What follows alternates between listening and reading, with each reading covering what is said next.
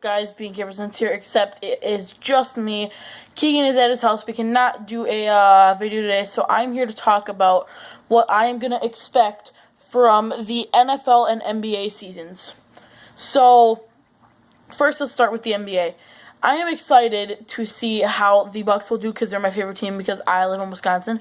Giannis is going to take that role of starting point guard this year. I'm excited to see what he can do with that.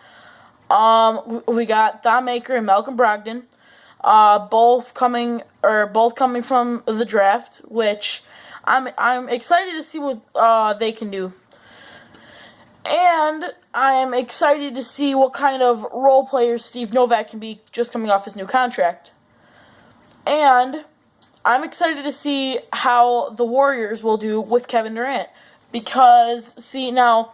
Sometimes teams with a bunch of superstars, now sometimes, don't quote me on this, what can happen is not everybody can get the ball, so they're not always going to score efficiently at their height.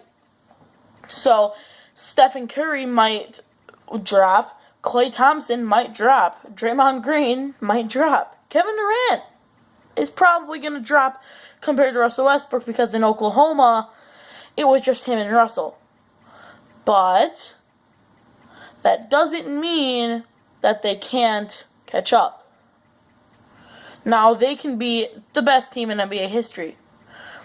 Or they can be one of the most overrated teams in history. So, coming to that,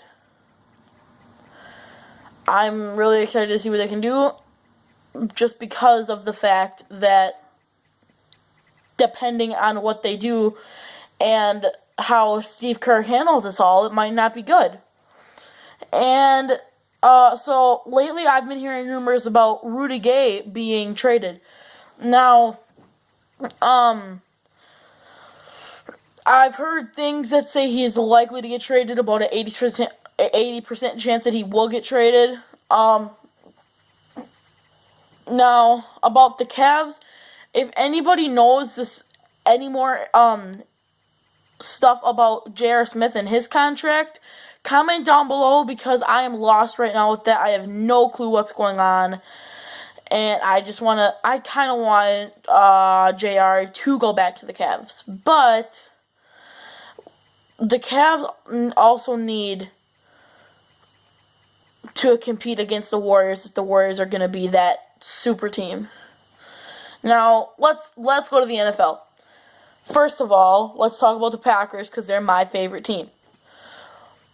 I'm pretty sure there's because the wide receivers last year weren't at their top position because there was way more pressure on everybody else because Jordy wasn't there.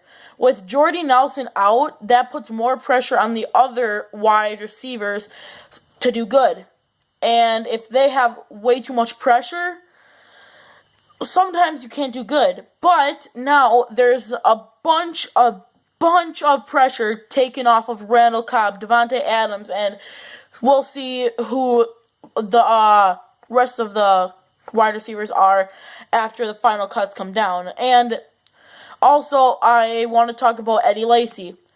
Eddie Lacy also doesn't have as much pressure coming off because now because Aaron Rodgers now can put on more of a passing frenzy basically in the season, because you don't have to run as much if you have way more good wide receivers with an Aaron Rodgers type quarterback. And Lacy lost a bunch of weight this season. He might be cutting off his dreads from what I hear. And a bunch of pressure will be taken off Aaron Rodgers also because last year he basically had to put it right on the money in order for the receivers to catch it. Basically, that's what it had to happen. But now, with Aaron Rodgers having Jordy, he can loft it up there, and then Jordy can use his speed to just run and catch it. Now, let's talk about the Cowboys. Tony Romo just got a fractured vertebrae in his back, and he's out 6 to 10 weeks. Now, they have Dak Prescott, and I really love this kid coming out of college. My guess is he is going to be their starter, because he is on fire this preseason. Now, I don't know if he's going to continue that during the regular season because there's always one string defense or the first string defenses in regular season. Now with preseason, when he played, there's kind of second stringers and third stringers and all that. Now, there's one more team that I want to talk about, and that is two more teams. The Vikings. First of all, they're in the Packers division. One quarterback that I like, but he's not going to get the starting job. Maybe he's a contender for that second string job over Sean Hill. It is Joel Stave, the old Badger quarterback from Wisconsin. He knows how to win. It's just the fact if he can utilize the Vikings wide receivers in the preseason to get that second string, and if they need him to come in for a little bit, if Teddy gets hurt, I'm pretty sure that he'll be ready to do that. Now, one more thing before we end this video. The Seahawks. There's two rookies I really like on the Seahawks. That is, one, Tanner McAvoy. He is a old Wisconsin wide receiver / quarterback. He and Joel Stave had a duel in like two years ago.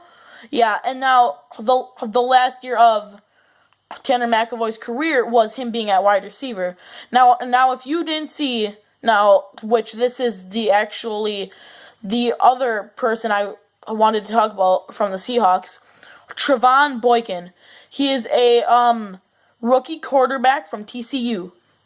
He just, for a Hail Mary to win the game, he lofted it up there to Tanner McAvoy, and Tanner McAvoy with, I think, two guys on him, correct me if I'm wrong, he lofted it up there, and Tanner McAvoy caught it for the Hail Mary interception. Now, I am really excited to see what's going to happen for these NFL and NBA seasons.